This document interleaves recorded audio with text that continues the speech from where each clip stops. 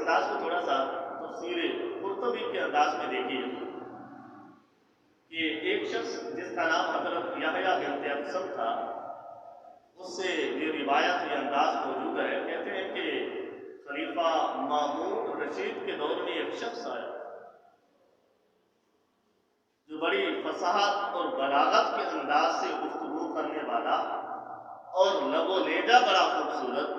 انداز الفاظ بڑے خوبصورت تھے، کیونکہ مامون رشید کا یہ ایک انداز تھا، وہ سال میں ایک ایسی مجلس سے رکھا کرتا تھا جس میں بڑے بڑے لوگوں کو مدعو کرتا، اس مجلس میں آ کر لوگ جو تھے اپنے فن کا مظاہرہ کیا کرتے تھے۔ وہ فن فقہ بھی ہوتا تھا،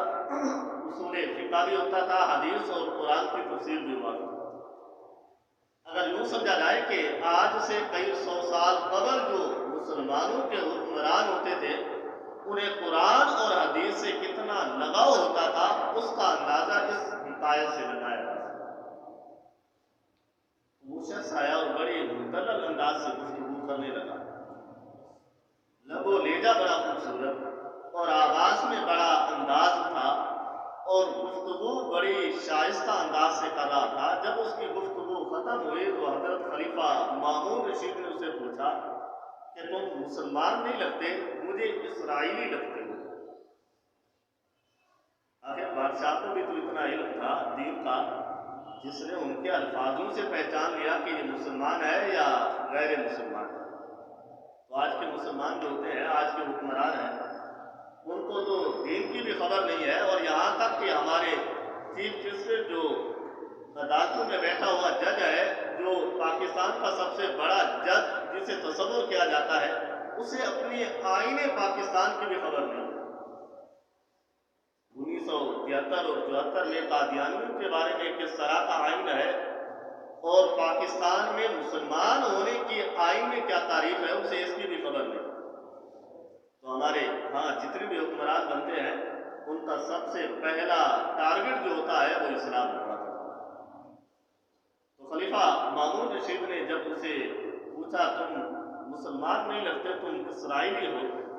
کوئی دوسرے مذہب سے تعلق رکھتے ہو، تو اس نے کہا کہ ہاں میں واقعی اسرائیلی ہوں۔ تو خلیفہ مامون رشید نے اسے دعوت دی کہ اگر تم مسلمان ہو جاؤ تو تمہیں عزتوں سے بھی نوازا جائے گا اور تمہیں اعزاز سے بھی نوازا جائے گا اور تمہیں بڑے بڑے عہدوں سے بھی نواز دیا جائے گا اگر تم مسلمان ہو جاؤ۔ تو یوں سمجھیے کہ پہلے جو مسلمان ہوتے تھے وہ کافروں کو مسلمان کرنے کے در پہ ہوتے تھے، اور آج کے جو حکمران ہیں وہ مسلمانوں کی خبر گیری کم کرتے ہیں اور کافروں کی چاپلوسیاں زیادہ کرنا لگتے ہیں۔ اس لیے ہمارا اسلام اور ہمارے مسلمانوں کا نظام جو ہے وہ اس قدر اب سے ابتر ہو چکا ہے۔ تو خلیفہ مامون رشید نے جب اسے کہا، اس نے کہا کہ نہیں میں اسرائیلی ہی ٹھیک ہوں۔ سال بعد دوبارہ پھر مجلس ہوئی تو پھر وہ واپس آیا، اور اس وقت جب آیا تھا وہ اسرائیلی نہیں تھا، اس وقت وہی شخص وہی تھا، لیکن وہ اسلام قبول کر چکا، اسلام دائرے اسلام میں داخل ہو چکا آیا۔ پھر اسی طرح سے شائستہ انداز سے، مدلل انداز سے، بڑے رموز و اوقاف کو ملود خاطر رکھ کے گفتگو کر رہا تھا۔ تو دنیا میں ایسے بے شمار لوگ آج بھی موجود ہیں، جب وہ گفتگو کرنا شروع ہوتے ہیں تو ہمارا دل کرتا ہے کہ ان کی گفتگو، ان کی باتیں ہم سنتے رہیں، کیونکہ ان کی گفتگو میں لذت اور سکون بھی اس قدر ہوا کرتا ہے۔ تو خلیفہ مامون رشید نے اسے پوچھا، پہلے تو آیا تھا مسلمان نہیں تھا، اسرائیلی تھا، اب آیا ہے تو وضع خطا سے بھی مسلمان لگتا ہے، اور الفاظوں کا چناؤ بھی بتاتا ہے کہ یہ الفاظ مسلمان ہی بول سکتے ہیں، کوئی اور شخص اس طرح شائستہ انداز سے مسلمانوں جیسی گفتگو کر ہی نہیں سکتا۔ اس شخص نے کہا کہ ہاں واقعی میں مسلمان ہوں اور اسلام قبول کر چکا ہوں۔ تو خلیفہ مامون رشید نے پوچھا اچھا بتاؤ کہ اسلام لانے کی وجہ کیا بنی؟ جب میں نے تمہیں تبلیغ کی تھی تو اس وقت تم مسلمان بننا نہیں چاہتا تھا، اس وقت تو نے کہا کہ میں اسرائیلی ٹھیک ہوں اور اسی مذہب پر ہی زندہ رہنا ہے اور یہی میرا مذہب آباء و اجداد کا بھی ہے، لیکن اب حالات یہ ہے کہ تبلیغ بھی نہیں کی، عزتوں سے بھی نہیں نوازا، تمہیں اعزاز بھی نہیں دیے، کچھ بھی نہیں کیا، لیکن مسلمان ہو کر آج پھر آ گئے۔ اس نے کہا کہ اصل بات یہ نہیں ہے کہ مجھے طمع اعزاز کی نہیں تھی، عہدوں کی نہیں تھی، مجھے جو لالچ تھی وہ تحقیق کی تھی۔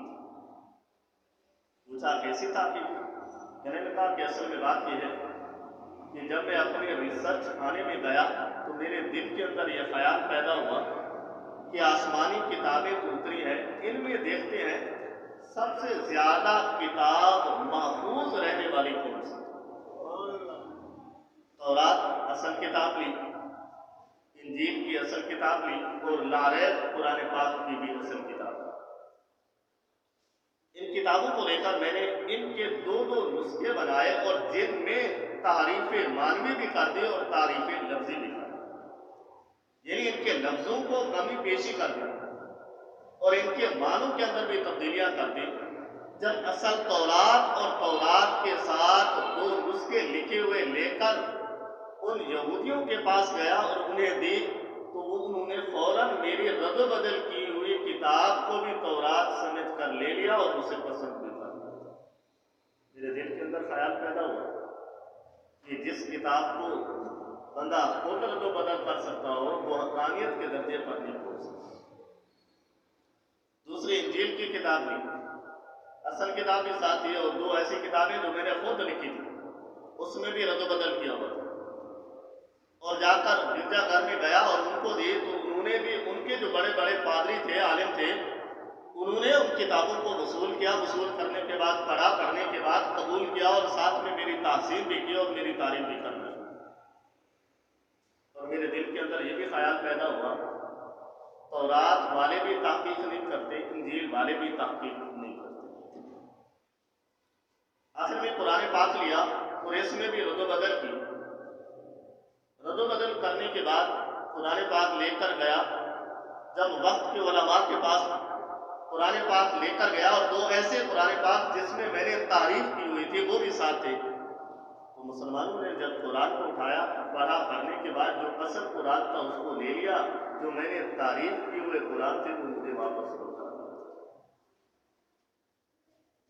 تو جب رد و بدل کیے ہوئے قرآن پاک کو واپس کر دیا تو پھر میرے دل کے اندر خیال آیا کہ یہ لاریب کتاب وہ ہے جس کو مسلمانوں نے اس قدر حفاظت میں رکھا ہوا ہے،